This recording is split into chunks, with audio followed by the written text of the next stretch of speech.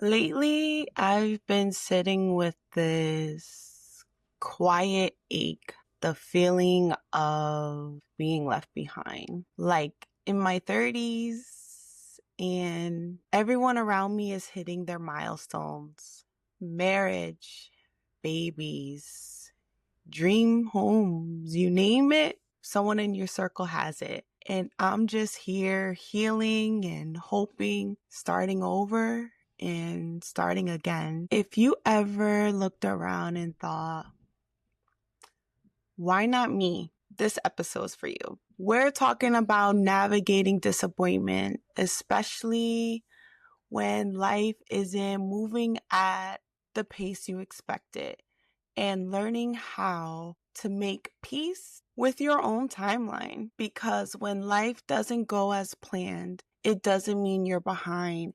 It might just mean that you're being prepared for something different, and maybe even something even better. Hey, beautiful souls, and welcome back to Let's Talk, your safe space to explore healing, growth, even when life doesn't go according to plan. And today we're diving into something I've been moving through in real time: navigating disappointment, especially when your life doesn't look like the way you thought it would be by now. I'll be honest, I've had days where I'll be on my phone and I'm scrolling and I felt that sting. Engagement announcements, baby showers, friends buying homes, building families, hitting that dream career, and all of those things I thought I would have by now. And that sting, that's grief of the version of life that I thought I'll be living at this point. And while I celebrate them and feel this immense amount of happiness on their achievement, sometimes I can be honest, I catch myself thinking, what did I do wrong? And why hasn't this happened for me just yet? This type of disappointment is layered. It's not just about what didn't happen. It's about what I thought would happen by now. And that kind of letdown is a little tender for me. It's quiet, it's personal, and that's what makes it very hard. And why I think it's super important to talk about, because when you're not mourning what you've lost, you're honestly mourning what never came. But here's what I've learned thus far is that I'm not behind. I am becoming. And while we're at it, let's challenge that whole idea of being behind. Being behind who? Exactly. And on what timeline? So many of us internalize this invisible checklist: marriage by 30, kids by 32, dream career by 35. But, well, maybe that's my invisible timeline. But whose life does that even belong to? And sometimes what looks like delay is really redirection away from what could have distracted you, or what could have broken you, or dimmed your light. Disappointment isn't about the situation, it's about the feelings of it being not with us. That lump in your throat when you pretend that you're fine, or that sting when you see someone get all the things that you've been praying for, or that numbness when you wonder if your time will ever come. Let yourself feel it. You don't have to be strong all the time. You don't have to move on right away. You're allowed to grieve the life you thought you'll be living by now, because disappointment is real and it's okay to feel it.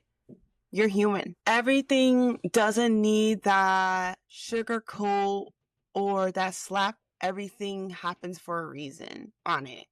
And while that may be true, it doesn't change the fact that it might still ache for you. Let yourself say, I thought I'll be somewhere else by now.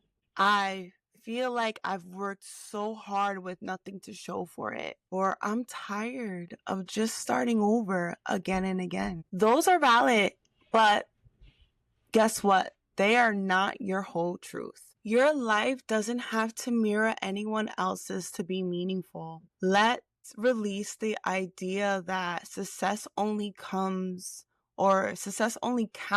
if it looks like a certain way by a certain age. Because disappointment often shows up when we try to force our lives, when we're honestly trying to force ourselves to fit in someone else's blueprint. So here's how I've been learning to move through these moments and not to avoid them, not to numb them, but to really, really move through them.